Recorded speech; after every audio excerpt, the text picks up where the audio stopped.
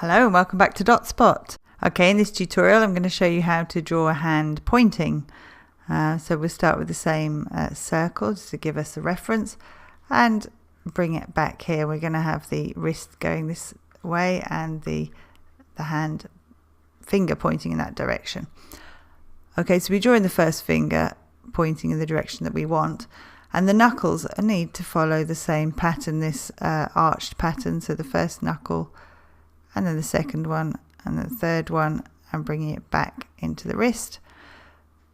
Effectively, you will see the knuckle there coming down into the wrist like this, but I feel that it can kill a pose like this in cartoon, and you can just very simply bring that finger straight back.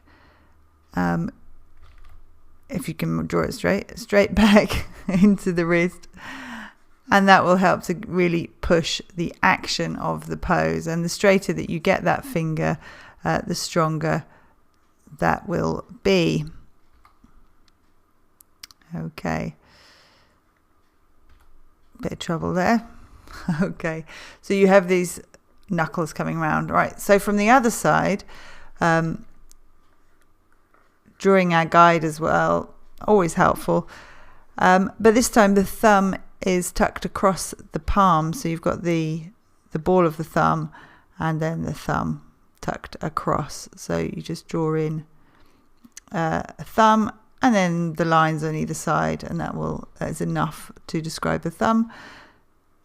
Then you have the finger pointing, and then you have the other fingers tucked in, so they're folded over and they're tucked in. So to do this, you can do this little trick here, so little lines like that, and it gives you the impression that the finger is tucked away and the other fingers following the same arch.